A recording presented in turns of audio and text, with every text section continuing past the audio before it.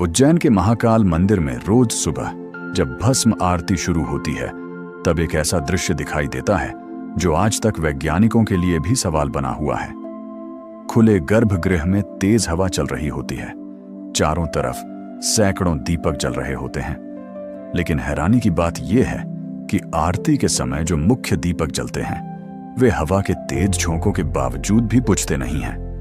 आम जगहों पर तो हल्की सी हवा में दिया कांपने लगता है, लेकिन महाकाल के सामने ये दीपक जैसे स्थिर हो जाते हैं, मानो किसी अदृश्य शक्ति ने उन्हें थाम रखा हो। कुछ लोग कहते हैं कि ये मंदिर की विशेष वास्तुकला का असर है, जहां हवा का प्रवाह अलग तरह से नियंत्रित होता है। लेकिन सवाल ये है कि अगर ये सिर्फ वास्तु का कमाल है तो फिर हर समय ऐसा क्यों नहीं होता? सिर्फ भस्म आरती के समय ही ऐसा क्यों दिखता है? वहीं साधु संतों का मानना है कि भस्म आरती कोई साधारण पूजा नहीं, बल्कि यह साक्षात काल के स्वामी को जगाने की प्रक्रिया है।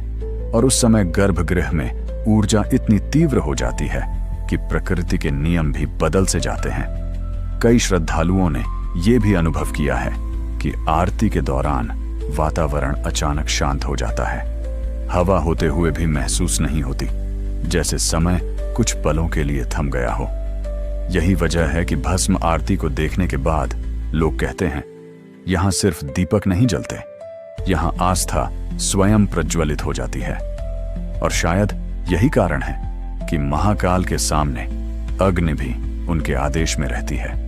उज्जैन के श्री महाकालेश्वर मंदिर में होने वाली भस्म आरती दुनिया की सबसे अनोखी और रहस्यमयी आरती मानी जाती है, लेकिन बहुत कम लोग जानते हैं कि इसमें इस्तेमाल होने वाली भस्म आखिर आती कहां से है। प्राचीन मान्यताओं के अनुसार यह भस्म श्मशान से लाई जाती थी, क्योंकि भगवान शिव को वैराग्य और संहार के देवता माना जाता है और श्मशान उनकी प्रिय स्थली है। इसलिए भस्म आरती के माध्यम से जीवन की नश्वरता का बोध कराया जाता है।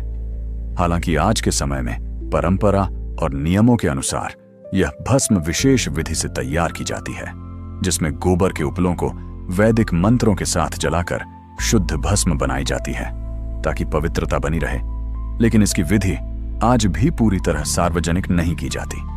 कहा जाता है कि इस भस्म में ऐसी दिव्य ऊर्जा होती है कि जो भी भक्त भोर ब्रह्म मुहूर्त में इस आरती के दर्शन करता है, उसके जीवन के कष्ट, भय और नकारात्मक ऊर्जा समाप्त होने लगती है।